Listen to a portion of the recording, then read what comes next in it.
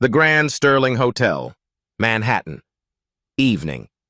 Jasmine Carter sets down the fourth water glass. Her hand shakes. She's been working since 6 a.m. The glass tilts, water splashes. 3 drops hit the corner of a document. Richard Ashford explodes. 54. Billionaire. Silver hair. Are you stupid? Do you have a brain in that head? He slams the papers down. $400 million, Arabic contracts, and you uneducated idiot, just ruined them. Sir, I'm so sorry, I can... Shut up. He stands, towers over her. This is why we don't hire people like you. No education, no intelligence, just incompetent. He pulls out a $5 bill, throws it at her feet. Pick it up, buy a book, learn to think. Though I doubt someone like you even knows how to read. The entire restaurant stares. Jasmine stands frozen, humiliated. Have you ever misjudged someone so completely it destroyed you? 15 minutes later. Staff break room. Jasmine sits alone. Fluorescent light flickers overhead. The $5 bill is crumpled in her fist. She's not crying. Her jaw is set. Eyes burning. She pulls a textbook from her bag. Advanced Business Arabic, graduate level. Opens it, starts reading, muttering in perfect Arabic. Her fingers touch the necklace at her throat. Her mother's cross. Uneducated, she whispers. Mom, he called me uneducated. Carlos walks in. Head chef, 45. He's worked here for 12 years. He sees the book, does a double take. Jasmine, are you okay? I saw what happened. She answers in Spanish, flawless, rapid, angry. Carlos blinks. Wait, you speak Spanish? Since when? She switches to French, mid-sentence, then catches herself. Return to English. Sorry, I forget to stay in one language when I'm upset. How many languages do you actually speak? 6 fluently. 3 conversations. Her voice is flat. I graduated from Columbia last year. Summa cum laude. Linguistics. I had 4 PhD acceptances. Carlos stares. What are you doing here? Her face shifts. Anger to pain. My mom got cancer. Stage 4, right after graduation. I postponed everything to take care of her. Her voice cracks, just slightly. She died in January, left me with $145,000 in medical debt. So the uneducated girl works 3 jobs. Dios mío, Jasmine, I had no idea. Nobody does, nobody asks. She looks at the $5 bill. They just assume. Before Carlos can respond, a server bursts in. Carlos, they need you. Meanwhile, in the dining room, Richard's table. Tension thick enough to cut.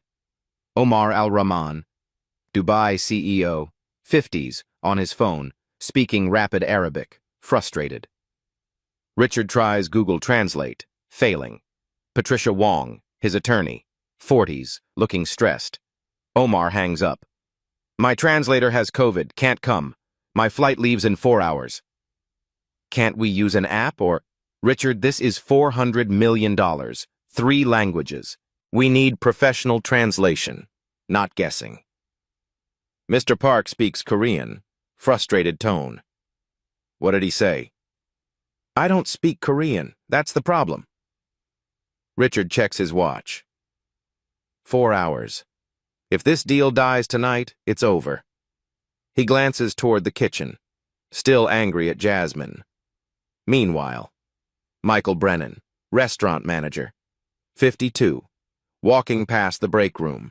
He hears Arabic through the door, stops, listens. That's not basic Arabic. That's fluency. He looks in, sees the textbook. My daughter studied that at NYU, graduate level. He steps inside. Michael walks into the break room. Jasmine, I'm sorry about what happened. That was unacceptable. She looks up, defensive. It's fine. It's not. He pauses. That textbook. Advanced Business Arabic. How well do you know it? Why? I heard you speaking. That was professional level. She sighs. I specialized in financial Arabic at Columbia. 4 years. Why? The man who called you uneducated is losing a $400 million deal. You're the only person who can save it. She stares. You want me to help him? I want you to show him who you really are. She looks at the $5 bill, her textbook. Why would I help him? Carlos appears. My abuela said, excellence is the best revenge. Long pause. Jasmine stands, straightens her uniform, pulls out a fountain pen from her bag. Engraved, David Carter, UN translator, 1985 to 2012. Her father's pen. What do they need? Michael tests her. French menu. She translates perfectly. Korean article. She summarizes instantly.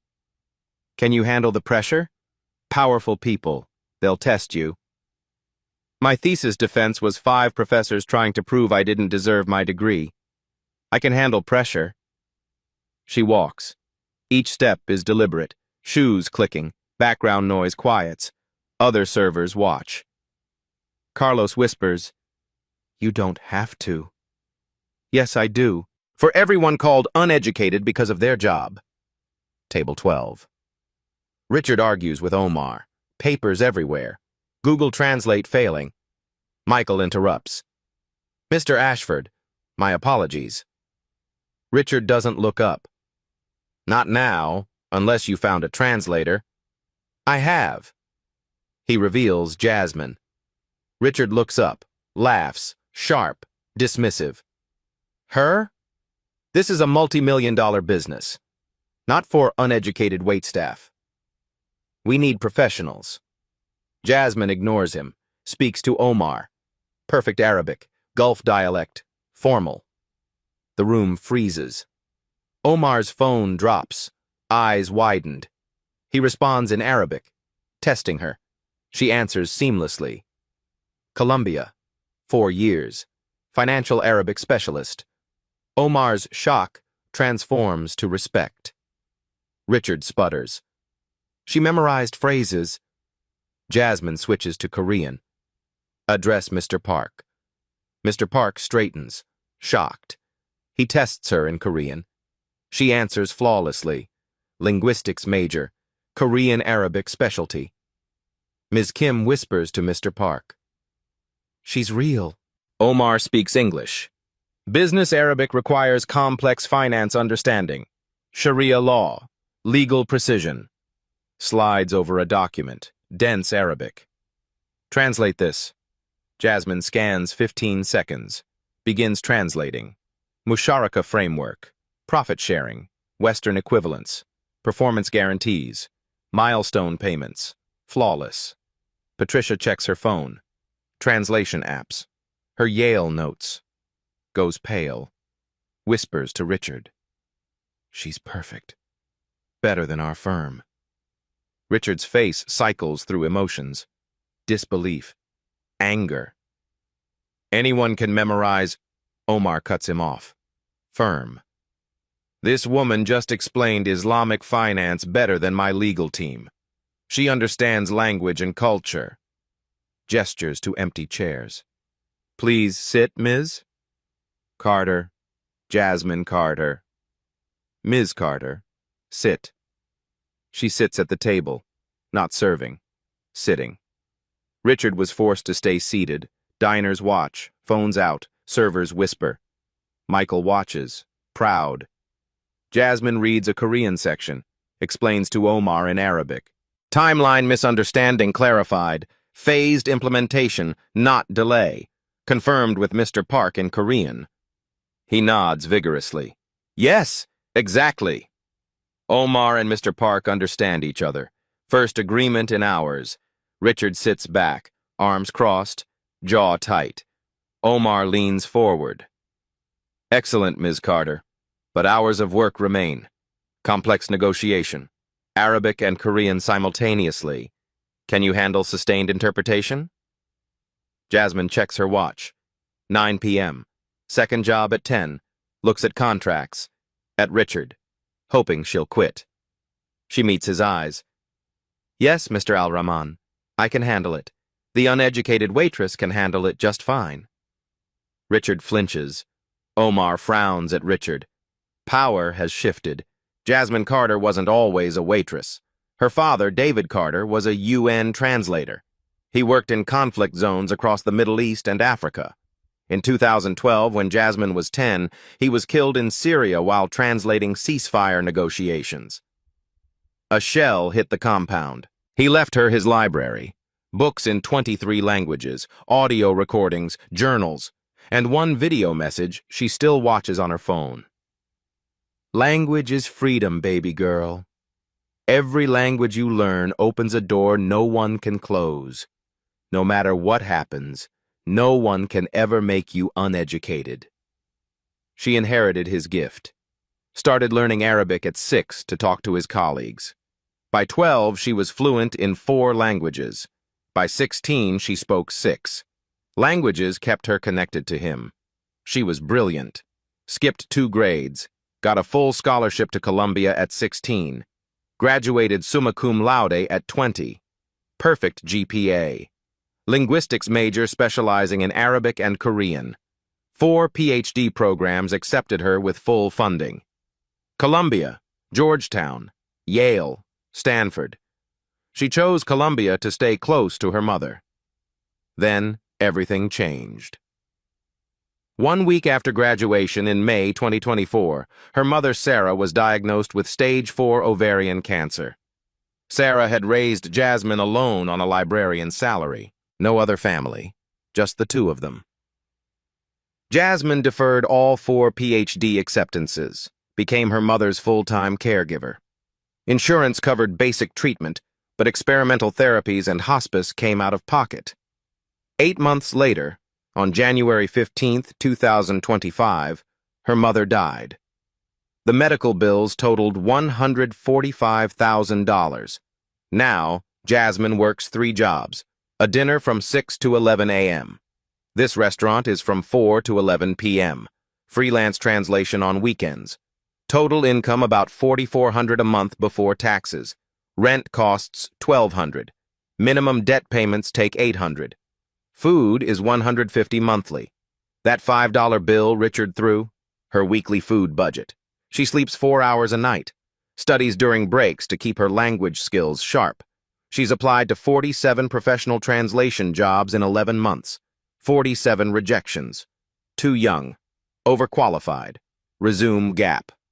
The PhD deadline is 3 months away. Even with full funding, she can't afford to go. Not with this debt. Her father's pen stays in her pocket. Her mother's cross hangs around her neck. Her Columbia diploma hides in her apartment. Too painful to look at. She wasn't serving tables because she lacked education. She was serving tables because sometimes love costs everything. Omar leans forward. Ms. Carter, before we proceed, I need clarity. This isn't an academic translation. This is binding legal negotiation. Errors could cost hundreds of millions. Are you prepared for that responsibility? Jasmine sets her father's pen on the table. Opens her notebook filled with notes in multiple scripts. My father translated in war zones at my age. I understand responsibility. Richard interrupts. This is absurd. Michael, what's her employment record? Any issues? Michael's voice is firm. 11 months. Perfect attendance. 0 complaints. Multiple commendations from international guests. That's not professional credentials. Patricia, verify her translations. Patricia pulls out a dense Arabic legal document. Ms. Carter, translate this on site. Jasmine reads aloud in Arabic. Perfect pronunciation. Then translate. This phrase means contractual guarantees, but in Dubai commercial law, it refers to third-party insurance obligations. The U.S. equivalent would be performance bonds with surety requirements. She continues. Catches a grammatical error changing legal meaning. Patricia checks her phone, goes pale, whispers to Richard. She's correct. She caught an error that changed the entire obligation. Better than our usual firm. Mr. Park tests her in Korean. Jasmine responds flawlessly. Then he asks about Jong, Korean relationship-based trust. She explains the cultural framework. Jong represents emotional bonds beyond contracts. That's why Mr. Park wants phased implementation. It builds trust over time. Mr. Al-Rahman's culture prioritizes wasta, social capital through connections. Both value relationships differently. Ms. Kim speaks Korean. She's a cultural mediator, not just a translator.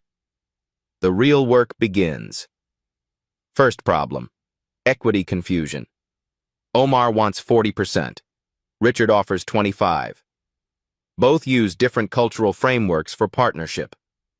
Jasmine clarifies both sides, suggests compromise language. Omar is impressed. You should be in diplomacy. Jasmine's voice quiets. I should be finishing my doctorate in that. Second problem, timeline disconnect. Korean lunar calendar versus American fiscal quarters.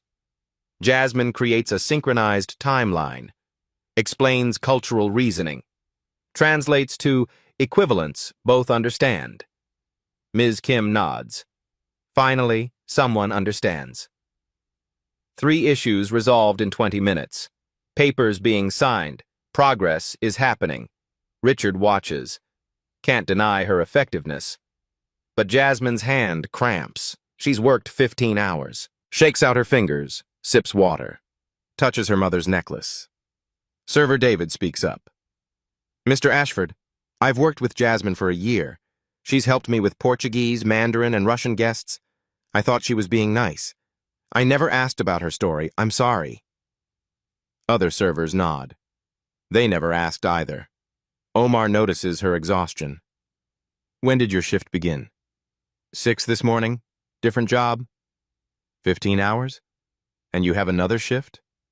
At 10. But we're almost done with this section. Silence. Omar's face shows guilt and respect. Patricia really sees her for the first time. Even Richard's expression shifts. You work 3 jobs? Medical debt doesn't pay itself. Richard speaks quietly. How much? Jasmine meets his eyes. 145,000. My mother's cancer treatment. Richard sees the $5 bill on the table. Does the math. Your mother? Passed in January. The debt didn't. The room changes. This isn't business anymore. It's a 22-year-old carrying impossible weight with impossible grace, doing exceptional work despite everything. Richard tries to regain control. This is an impressive theater, but we can't proceed with an uncredentialed translator for legally binding contracts. It's about liability, insurance requirements, standard protocols. Omar's voice turns cold. Are you suggesting we halt productive negotiations because of paperwork? While my flight departs in under 3 hours? I'm suggesting we follow proper procedure. Omar stands. No, Mr. Ashford. I think you cannot accept being wrong about this young woman. I've worked with translators for 30 years. She is exceptional. If you cannot see that, perhaps we don't share the same judgment in translators or business partners. His hand moves to his briefcase. Mr. Park and Ms. Kim gather their materials. The deal is about to collapse. Patricia pulls Richard aside, whispers urgently. You're about to lose $400 million because you can't admit you were wrong about a waitress. Is your ego worth that much? Richard's jaw tightens. It's not ego. It's exactly ego. She's better than our translation firm. I checked their past work against hers. She's caught errors they missed. Richard returns to the table. Fine, we continue, but I need assurances. Ms. Carter, where exactly did you study Arabic? Columbia University. Professor Hassan Mahmoud. 4 years. Concentration in Gulf dialect and modern standard. Thesis defended in Arabic, English, and Korean. And you're how old? 22. Richard scoffs. So you learned 6 languages by 22 while working multiple jobs. Forgive me if that sounds implausible. Omar's voice is sharp. Mr. Ashford, I learned 5 languages by 20 because I had to. When you grow up between cultures, language isn't a luxury. It's survival. When you have talent and necessity, age is irrelevant. Then Omar asks Jasmine in Arabic about her childhood. She answers. Her father was a UN translator, died in a conflict zone when she was 10. Omar's face changes completely during her explanation. He switches to English, stunned. Your father? What was his name? David Carter. Omar sits down heavily. I knew David Carter. Darfur, 2004. Sudan peace negotiations. He was one of the finest translators I ever encountered. Silence. He pulls out his phone, scrolls through old photos. Find one. Him and a black man in UN vests, 21 years ago. Shows Jasmine. Is this him? Jasmine takes the phone. Hands shaking. Stares at the photo she's never seen. Her father. Younger. Smiling. In his element. Her composure cracks.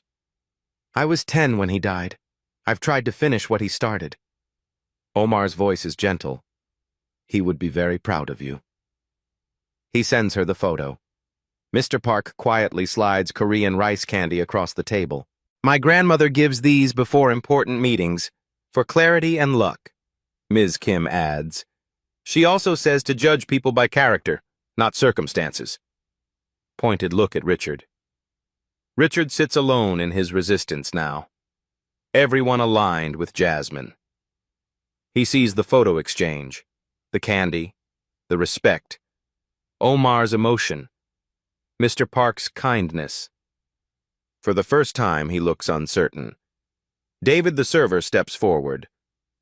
Mr. Ashford, can I say something? This is private. I have a chemical engineering degree. This job was temporary in 2017, 8 years ago. Server Maria speaks. I have an MBA. Started during my divorce. Needed stable tips for child support. Carlos from the kitchen. I was a teacher in Mexico. Credentials don't transfer. The revelation lands. Jasmine isn't exceptional. The invisible staff includes engineers, teachers, MBAs, systemic underemployment everywhere. Michael addresses Richard. You come here monthly. Never ask their stories. Never saw them as anything but servers. That's not their failure, it's ours. Richard picks up the $5 bill again, stares at it, looks at Jasmine, sees her differently. Not a waitress. A young woman carrying impossible weight with impossible grace. Omar speaks. Final time. Mr. Ashford, do we proceed with Ms. Carter's assistance, or do I board my flight? 10 seconds of silence. Richard looks at the $400 million contract. Looks at Jasmine. Pride versus profit. Assumptions versus reality. We proceed. His voice has changed. Arrogance gone. Something else there. Maybe shame. Maybe recognition. The negotiation accelerates. Third problem. Technical specifications. Data security requirements across 3 languages. Encryption protocols. Cloud architecture. Compliance frameworks. Jasmine doesn't just translate word for word. She explains concepts in culturally appropriate frameworks. End-to-end encryption has different legal implications under Dubai data law versus Korean privacy regulations. She explains both. Suggests language satisfying both jurisdictions. Then she stops mid-translation. Wait, Mr. Ashford, this section says you're offering 256-bit encryption. Yes, that's standard, but Mr. Al-Rahman's document requests 512-bit. That's not a small difference. It's the difference between standard commercial security and government-grade protection. Richard checks his notes. That must be a typo, Jasmine asks Omar in Arabic. Is 512-bit a core requirement? Omar responds in Arabic. Firm. Yes. Non-negotiable. Jasmine turns to Richard. It's non-negotiable. If we'd signed this, the contract would be void within a week when their security team reviewed it. Patricia's eyes widen. She just saved us from a lawsuit. That error would have easily cost $50 million in legal fees and damages. Richard stares at Jasmine. She just protected his interests better than his own team. Thank you, he says carefully. The work flows faster now. Documents moving.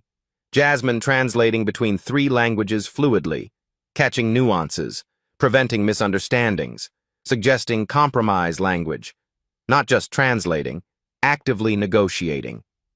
She proposes timeline adjustments working for both cultures' planning styles, profit-sharing structure, honoring both Arabic and Western concepts. Singapore arbitration as neutral ground, recognizing both legal traditions. Mr. Park speaks. Ms. Carter, you just solved a problem our teams argued about for 3 months, in 15 minutes. Ms. Kim adds, you should lead negotiations, not just translate them. But the physical toll is mounting. Jasmine's hand shakes as she writes. She's barely eaten, been standing for hours. She checks her watch, 9:15. The third job starts in 45 minutes. Omar notices. When did you last eat? Jasmine doesn't look up from notes. Yesterday evening, I think. Omar sounds horrified. You've been working on an empty stomach for over 24 hours? The food budget ran out Tuesday. Payday is Friday. Complete silence. Omar's face shows shock and shame. Mr. Park looks at Ms. Kim, both visibly upset. Patricia stares at her hands. Richard looks genuinely ashamed for the first time. Michael signals the kitchen immediately. Carlos brings out a full meal, sets it in front of Jasmine. On the house, eat. I can't. I need to finish. Omar's voice is firm. Ms. Carter, we will wait. Eat, please. She eats quickly, efficiently, gratefully. Everyone watches in silence. The contrast is devastating. She's facilitating a $400 million deal while rationing food. Final problem. Dispute resolution. Omar wants Dubai arbitration. Richard wants New York. Deadlock. Jasmine suggests Singapore International Arbitration Center. Neutral ground. Recognizes both Sharia and Western commercial law. Explains advantages in both languages. Both sides can save face. Mr. Park nods. That's brilliant. Omar agrees. I can accept that. Richard speaks quietly to Patricia. Why didn't our legal team suggest that 3 months ago? Patricia gives him a pointed look. Maybe they were too expensive to be smart. Final terms settle. Handshakes around the table. Omar and Mr. Park sign a preliminary framework. Richard signs. $400 million deal saved. Omar stands. Ms. Carter, you just facilitated one of my largest contracts, while working 3 jobs, on an empty stomach, while being doubted at every turn. You deserve far more than business cards. The room watches, waiting. Something has fundamentally shifted. Michael stands, addresses the table formally. I need to say something. The room quotes. I've managed this restaurant for 27 years. I've served presidents, CEOs, celebrities, diplomats. I thought I knew how to see people. He looks at Jasmine. Jasmine has worked here 11 months. I've watched her help guests in languages I didn't recognize. I've seen her calm situations I couldn't understand. Guests have complimented her courtesy, professionalism, her natural gift for languages. His voice drops. And I never once asked about her background, never looked past the uniform. He turns fully to Jasmine. I'm sorry it took a crisis for me to see what was right in front of me. You deserved better from me. From all of us. Pause. Effective immediately, I'm offering you International Guest Relations Director. Salary $85,000 annually. Full benefits including health insurance, activating immediately with retroactive coverage for existing medical needs. Jasmine stares. $85,000 is nearly 6 times her current combined income. Mr. Brennan, my other jobs, which pay what combined? Maybe $30,000 yearly? She nods, overwhelmed. This includes a $10,000 signing bonus for 11 months of exceptional work we failed to recognize. Omar speaks next. Ms. Carter, my company operates in 12 countries. We constantly require translators and cultural consultants. He slides his business card across. Not occasional work. Full-time position. Dubai-based if you are willing to relocate, or remote with quarterly travel. Salaries range from $120,000 to $180,000 depending on experience. He looks at Richard pointedly. You have the experience. Mr. Park writes a figure on his business card. Our Seoul office has searched for someone with your Arabic-Korean specialty for 2 years. We've interviewed 47 candidates. None had your combination of linguistic ability and cultural understanding. He shows the card. Starting salary $150,000, plus housing allowance if you relocate, plus completion bonus for helping close our Dubai expansion, Ms. Kim adds, and we'll fund your doctorate, full tuition, living stipend, flexible schedule. Patricia stands. Ms. Carter, I tested you earlier. That was unfair and unprofessional. I apologize. She pauses. My firm has searched for Arabic-Korean expertise for 18 months. But after watching you work, I have a different proposal. We want to create a new division, Multicultural Corporate Solutions. We want you to lead it. Build your own team. Salary $175,000 plus equity in the division. And yes, we'll fund your PhD program. Full tuition and living expenses while you work. 4 business cards sit in front of Jasmine now. Combined, they represent $85,000, $120 to $180, $150, $175. Each one is life-changing. Together, overwhelming. This morning, she was choosing between subway fare and food. Now she has 6-figure offers. Omar pulls out an ornate pen. Clearly expensive, clearly meaningful. In my culture, when someone provides exceptional service, we have a tradition. He places it beside her father's worn pen. This was given to me when I closed my first major contract.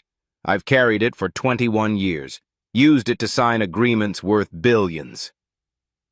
The contrast is stark. Father's pen was worn and scratched.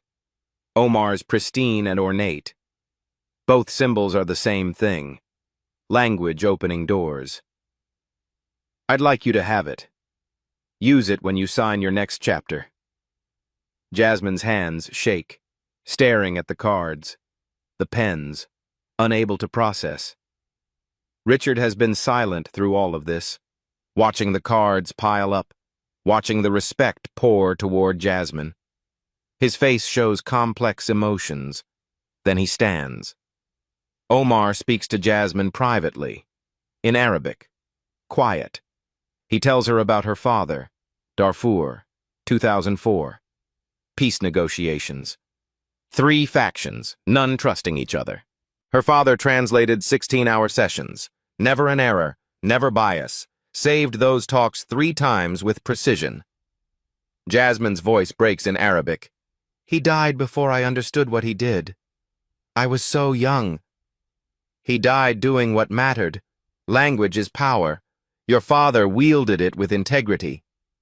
Omar shows more photos. UN compound. Negotiation tables.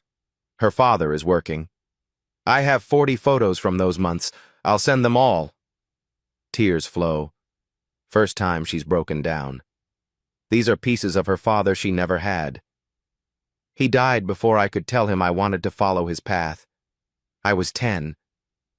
You're telling him now. Through your work. He knows. For the first time since her mother died, she isn't alone. Ms. Kim slides the rice candy closer. My grandmother is 94. Survived war, poverty, discrimination. She taught me dignity isn't given. It's chosen. She looks at Jasmine. You chose dignity tonight, when you could have chosen revenge. Richard watches, doesn't understand Arabic, but sees Omar's emotion. Jasmine's tears, photos shared, human connection, not business. Then he sees something else.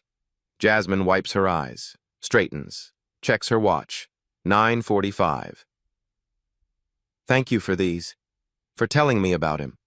But I need to finish the contract summary before my next shift. Even now, after crying, after offers, after a breakthrough, she's finishing the work, then going to job 3. Omar's face shows disbelief. What time does it start? 10 p.m., 15 minutes. Where? All-night diner in Queens. I close the kitchen, clean, prep, until 6 a.m. The math is devastating. She's worked since 6 a.m., 15 hours, 45 minutes. 15 minutes to get to Queens, then 8 more hours, then morning shift again, 24-hour cycle. Omar stands. No. Excuse me? You're not going. I'm calling them. What's the name? I can't afford to miss. How much per night? $80. Omar pulls out his wallet, counts. 500, covers a week. You're taking tonight off, tomorrow, the rest of the week. Go home, sleep, eat, then decide which offer changes your life. Mr. Park pulls out his checkbook. Signing bonus, effective immediately. 15,000, Patricia writes. Hours too. 10,000, Michael adds, as is ours. 10,000, 3 checks, 35,000 total, 500 cash. On the table, more money than she's seen in years. Omar's phone buzzes. He checks the email. His face falls. We have a significant problem. Richard looks up. What now? My board just sent revised terms. They've restructured the entire equity agreement. 14 pages, in Arabic, legal and financial language. He shows his phone. They require my approval before my flight. I board in 90 minutes. Richard's voice rises. 90 minutes? That's impossible. We'd need a full legal team to review. Then we table the deal. Reconvene next quarter. Next quarter? The market window closes. I'm sorry, Mr. Ashford. Without proper review, I cannot sign. Patricia reviews the email on her laptop. 14 pages of Arabic legal and financial terminology. Even with a full translation team, this would take days. We'd need to verify every clause, check conflicts with existing terms, and ensure compliance. Richard looks desperate. Can't we extend your flight? I have a board meeting in Dubai tomorrow morning, non-negotiable. Everyone starts talking at once, panic setting in. Jasmine speaks, quietly. I can do it. Richard doesn't hear her. Patricia, call our Arabic consultant. Louder. I can translate it, 60 minutes. The room stops. Richard laughs, sharp, disbelieving. You can't possibly... I can do it. I'll translate the document, note conflicts with existing terms, flag areas requiring negotiation, and summarize key changes. 60 minutes. Omar hesitates. Jasmine, these are binding legal terms from a Dubai corporate board. Highly specialized terminology. Sharia-compliant finance structures. Dubai commercial law. Islamic banking principles. Errors could cost both companies hundreds of millions. Are you absolutely certain? Jasmine picks up her father's pen, picks up Omar's pen, holds both. My father translated ceasefire agreements where errors meant people died. I translated my thesis on Arabic-Korean financial diplomacy while my mother was dying in hospice. I can translate a contract. Patricia speaks. Even if you can translate, how will we verify accuracy? You have the internet, translation apps, your Yale education in Arabic. Check every word if you need to, but let me work. Omar looks at Richard. It's your risk. What do you decide? Richard stares at Jasmine. Long pause. 1 hour, but if there are any doubts, any uncertainties, you stop immediately. Understood? Understood. They clear space. Move to a private section. Bring additional lighting. Spread 14 pages across a large table. Michael brings water, coffee, fresh notepad, extra pens. Jasmine removes her apron. Symbolic. She's not a server now. Ties her hair back, touches mother's necklace, cracks her knuckles. The clock on the wall shows 9:50. Everyone watches from a distance. Omar pacing, Richard sitting, unable to look away. Patricia with laptop open, ready to fact-check. Mr. Park and Ms. Kim conferring quietly. Michael and servers watching their colleague. Other diners are aware something significant is happening. Jasmine begins. First 10 minutes. She reads the entire document, not translating yet, analyzing structure, making notes in margins, color-coding sections, financial, legal, operational. Her system is visible, organized, methodical. Minute 15. First complication. She stops, rereads a section 3 times, calls Omar over. This clause in Section 2.3 contradicts Section 4.7 of the original agreement regarding profit distribution. Was that intentional? Omar reads Arabic. Stunned. No. That's an error from my legal team. If we'd signed this, it would create a legal paradox. Unenforceable contract. Omar turns to Richard. She just saved both of us from a void agreement. Minute 25. Translation flowing now. Pages filled with English translation. Notes in margins explaining nuances. Referencing original contract from memory. Minute 30. She hits a wall. Financial instrument specific to UAE banking. Term she doesn't recognize. Shows frustration for the first time. She can't use a translation app. Gives wrong definition. Can't ask Omar. He's not a banking expert. Stuck. Then she remembers. Pulls out her phone. Opens bookmark. Dubai Financial Services Authority glossary. Finds the term. Cross-references 3 sources. Confirms meaning. Continues. Minute 40. Physical toll visible. Hand cramping severely. She shakes it out. Keeps writing. Sweat on forehead. Eyes burning from focus. Doesn't stop. Michael brings fresh water. Damp cloth for her forehead. Whispers. You're incredible. Keep going. Minute 50. Almost done. Final pages flying. She's exhausted but focused. Everyone is watching the clock. 52, 55, 58, minute 60. She sets down the pen. Finished. Slides her notebook to Omar. 14 pages of Arabic became 18 pages of English notes. She included analysis. Her presentation is clear. The document restructures equity distribution, adds 3 performance milestones, and modifies the dispute resolution framework. Major changes. 1. Equity shifts from 40-60 to 45-55 in your favor, Mr. Al-Rahman, contingent on meeting Q1 2026 targets. 2. New performance milestones, cloud infrastructure deployment by March 2026. 3. They want Dubai courts, not Singapore arbitration. Conflicts with existing terms. Section 2.3 contradicts original 4.7 on profit distribution. Legal error needing correction. Timeline in Section 5 assumes fiscal year versus lunar year, needs clarification.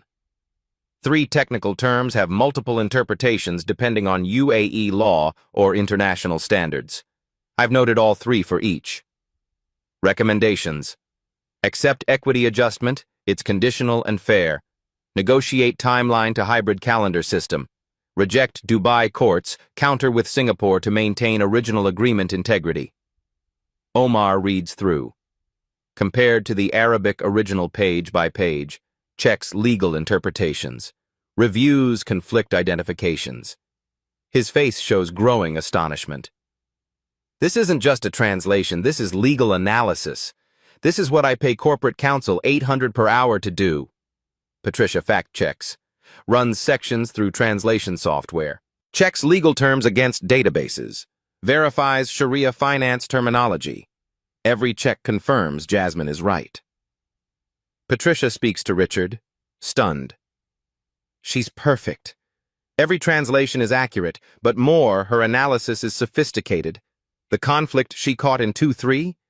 Our legal team missed that in the original contract 3 months ago. Mr. Park nods. The timeline issue, hybrid calendar system. That's diplomatic genius. Solves a problem we've had in every Korea-Middle East deal. Omar stands. Faces Jasmine. Ms. Carter, in 1 hour you did what I expected would take a team of 3 people 2 days to accomplish. You translated flawlessly, caught errors, provided strategic recommendations, potentially saved both companies from litigation. He turns to Richard. And you told her to buy textbooks. Complete silence. Richard's face shows undeniable shame now. Jasmine stands there, exhausted, magnificent, evidence irrefutable. Then she sways, adrenaline fading. 24 hours without proper food, 16 hours of intense work, emotional toll, physical exhaustion. She grabs the table edge. Michael catches her. When did you last eat? She laughs shakily. Carlos brought dinner an hour ago. Before that, yesterday. Omar's voice is shocked. You did all this on 1 meal in 2 days? The full picture is visible now. Working since 6 a.m., 3 jobs, medical debt, no food budget. Just lost her mother. Still excellent, still grace, still successful. Richard finally speaks. The voice changed. Quiet. Why? Why what? Why help me, after what I said, how I treated you? Jasmine is tired, honest. Because the deal deserved to succeed regardless of your ignorance. Because Omar and Mr. Park and Ms. Kim deserved good work. Because my father taught me language serves truth, not ego. She looks at him directly. And because proving you wrong felt better than walking away. 10:15 p.m. The restaurant has filled, word spread. Word, people came to watch. Omar speaks first. Based on Ms. Carter's analysis, I accept the revised terms with her 2 recommended modifications. Richard nods. Agreed. They sign. Omar uses his pen. Richard uses his. $400 million. Complete. Jasmine made it possible. Richard stands. The entire restaurant goes quiet. All eyes on him. I need to say something. Publicly. He pauses. Visible difficulty. Ms. Carter, Jasmine. He looks directly at her. Earlier tonight I called you uneducated. Multiple times. In front of everyone here. I said you lacked capacity for higher education. I said you didn't have the intellectual foundation to work in this environment. His voice is raw. I assumed, based on your age, your job, your appearance, that you were uneducated, unsophisticated, incapable. He stops, honest now. I'm 54 years old. I built a multi-billion-dollar company. I have an MBA from Wharton. And tonight, the uneducated waitress I humiliated? The voice cracks slightly. She graduated from Columbia University, summa cum laude, at age 20. She speaks 6 languages fluently, more than I could dream of learning. She understands international law, cultural diplomacy, and financial structures across multiple legal systems. She just saved my $400 million deal while I, the educated billionaire, couldn't even use Google Translate correctly. He looks around the room.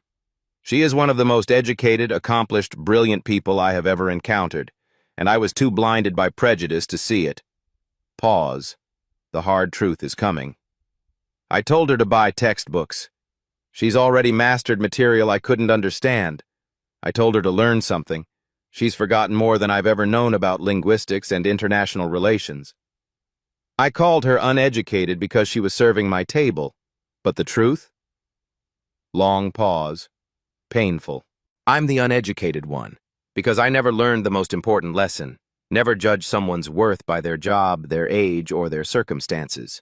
Judge them by their character, their integrity, their excellence.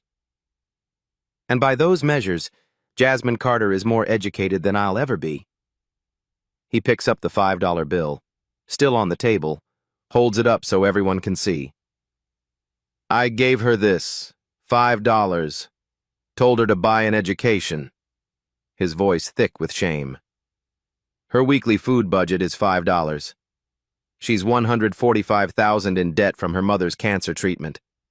She works 3 jobs, sleeps 4 hours a night, hasn't eaten in over 24 hours. And she saved my deal, while I called her uneducated.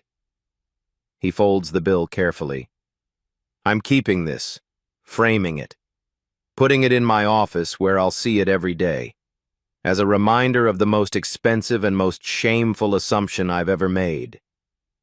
He pulls out his checkbook, writes deliberately, hands the check to Jasmine, $100,000. Collective gasp. This is not payment for tonight, though you earned far more. This is a scholarship. Return to your PhD. Finish what you started. What your father started. His voice softens. I have a daughter your age, Jasmine. She's brilliant, accomplished, full of potential. Tonight I realized if someone treated her the way I treated you, I'd want them to do more than apologize. I'd want them to make it right, to do better. This is me trying to do better. Learning that educated and uneducated have nothing to do with degrees. Everything to do with wisdom, humanity, humility to admit when you're wrong. Tonight, the waitress taught the billionaire, and I'm grateful for the lesson. The applause starts. One table, then another, then everyone standing, phones recording, servers crying, Michael beaming. Everyone is watching. Social media is exploding in real time, multiple live streams. The video is already viral. Comments flooding. I'm crying at work. This is the most beautiful thing I've seen. I'm calling my old server to apologize. Everyone has a story we don't see. Restaurant's account gaining thousands of followers per minute, reservation requests flooding, national news reaching out, the restaurant where it happened. Other servers step forward. David speaks. I start night classes next month, chemical engineering. Thanks to Jasmine, I'm not hiding it anymore, Maria adds. I'm telling my manager about my MBA, asking for the promotion I've been afraid to pursue. Carlos calls from the kitchen. I'm getting my teaching credentials certified. Took 8 years to save. But I'm doing it. Staff sharing stories. Customers listening. Assumptions crumbling. The system is beginning to shift. Patricia stands. I need to revise my earlier offer. Jasmine, we don't just want you to lead a division. We want you to help us redesign how we hire, evaluate talent, see people. New title. VP of Multicultural Strategy and Talent Development. Salary $200,000. Equity 2% of the division. Full PhD funding. We'll build your schedule around classes. But more. We want you to train our entire firm. Teach us what we're missing. Show us who we're not seeing. Omar speaks next. My original offer stands, but I'm adding something. My company will establish a scholarship fund in your father's name, David Carter Memorial Scholarship for Linguistic Excellence, $500,000 initial funding, for students pursuing translation and diplomatic language careers. You'll serve on the selection committee, help us find the next generation who might be overlooked. Mr. Park and Ms. Kim confer quietly. Then Mr. Park speaks. We'd like you as a consultant for all our Middle East negotiations. Retainer, $10,000 monthly whether we use your services or not. Ms. Kim adds, and we'll donate $250,000 to Columbia's linguistics department in your name to fund students who choose between education and family care. The pile of opportunities grows. Michael, $85,000 plus benefits.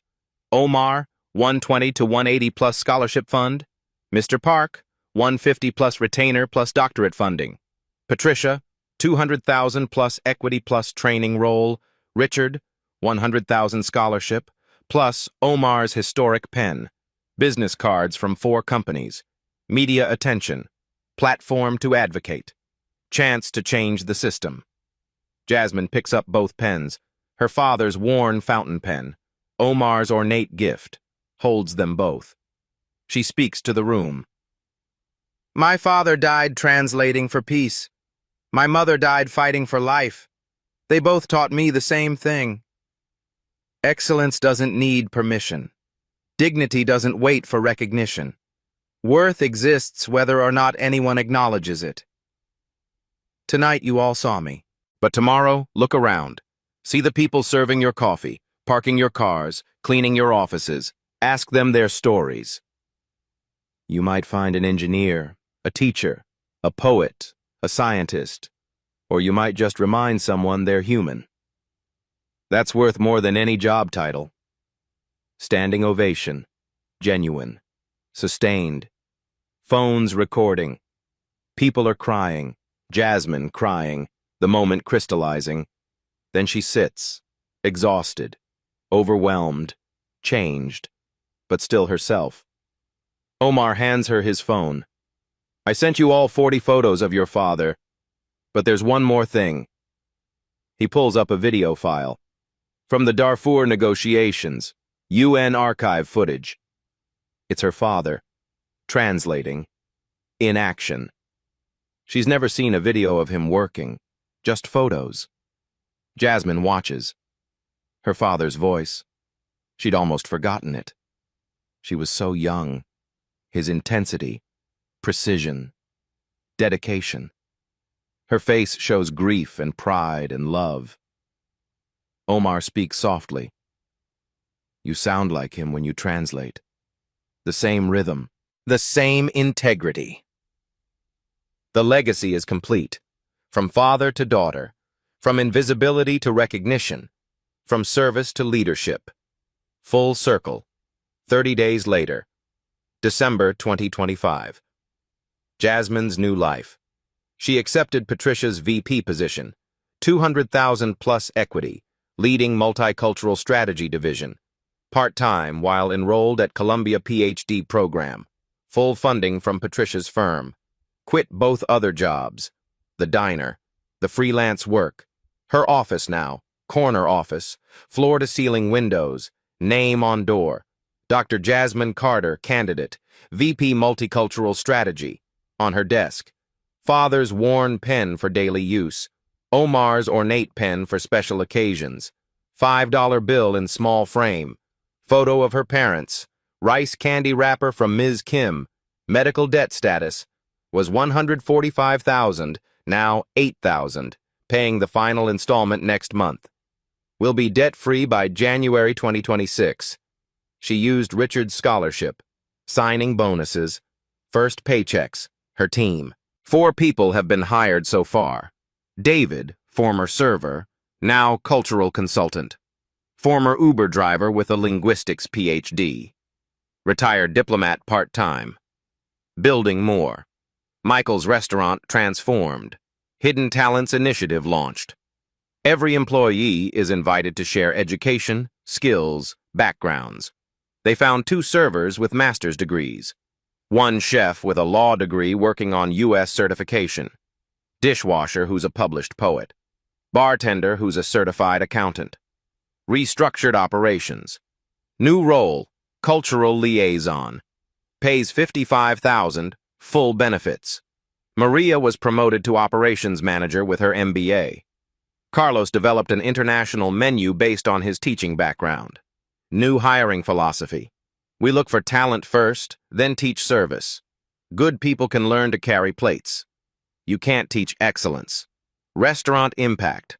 Reservations booked 3 months out. International clientele requesting to meet Jasmine's former colleagues. Revenue up 340%. Michael donating 10% of profits to adult education programs. Richard's transformation. He established the Second Chances in Education Fund. $5 million initial investment. Focus on people who left school due to family emergencies, medical crises, caregiving. Priority for single parents, caregivers, medical debt holders, named after his daughter. Sarah Ashford, Second Chance Scholarship, first recipients. 12 people ranging in age 22 to 54, 3 former servers, 2 nurses who left school for sick parents, 1 immigrant whose credentials weren't recognized, full tuition plus living stipend, plus childcare support. Richard keeps the $5 bill framed in his office, shows it in every company meeting. Mandatory unconscious bias training for all executives, led by Jasmine's team. Changed company hiring practices. Blind resume reviews for the first round. He gives talks now on leadership and humility. Shares the story publicly with Jasmine's permission. Donates speaking fees to scholarship fund. Omar's Legacy Project. David Carter Memorial Scholarship established. $500,000 fund. 5 scholarships awarded in the first year. Students pursuing translation and interpretation with conflict resolution focus. Jasmine serves on the selection committee. Her father's photo in UN headquarters with a memorial plaque. The ripple effect spreads. 12 high-end NYC restaurants adopted Hidden Talents programs. National Restaurant Association created Beyond the Uniform Initiative. Focus on identifying and supporting employees' education, skills, career goals. Now expanding to hotels, retail, service industries nationwide. Corporate world shifting. Patricia's multicultural strategy model being replicated. 15 Fortune 500 companies hired similar consultants. Finding overlooked talent within the existing workforce. Talent doesn't always look like what you expect. Columbia established the Jasmine Carter Re-Entry Scholarship for students who left due to family emergencies. 8 other universities created similar programs, addressing the missing generation, people with talent but interrupted paths. The media movement grew. Hashtag Seen Not Servant. 15 million posts across platforms. People sharing stories of overlooked talent. Employers posting about employees they discovered. Hashtag I was overlooked, joined it. People sharing experiences, building community, advocacy for systemic change. Statistics went viral. 43% of restaurant workers have college degrees. 68% of service workers have skills unrelated to current jobs. 1.6 trillion in student and medical debt affects 45 million Americans. How much talent are we wasting because people can't afford to use it? Jasmine's final image. At her desk. Late afternoon. Golden light.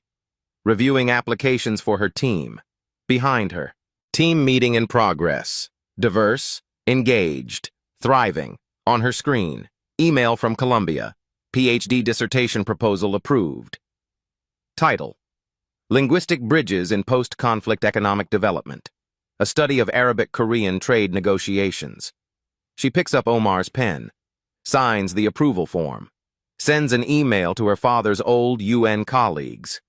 Omar connected them. They agreed to be dissertation advisors. A knock on her door. Young woman, 19, Latina, nervous. She has an interview for a translator position. Jasmine smiles. Come in, and please, call me Jasmine. What's your story? The cycle continues. Jasmine seeing others the way she wanted to be seen. Legacy passing forward. Excellence, recognizing excellence. Circle complete. Final words. That night started with one word. Uneducated. It was meant as an insult, dismissal, a way of making someone invisible. But Jasmine Carter proved that uneducated is just what people call you when they're too lazy or too prejudiced to ask your story. Because education isn't about degrees on walls. It's about opening your mind, asking questions, seeing people. And sometimes the most educated person in the room is the one everyone assumed wasn't. This week, have one conversation with someone whose job title you think you know. Don't ask what you do. Ask what's your story. You might find a translator, a doctor, an engineer, a poet. You might find the solution you've been searching for. Or you might just remind someone they exist beyond the uniform. That alone is worth it. If this story moved you, share it. Leave a comment. I see you. For someone who's been overlooked. Subscribe for more stories that matter. Because the next time someone says just a waitress or just a driver or just a worker, remember Jasmine. And look again. Never call someone uneducated. You might be talking to someone who could teach you everything.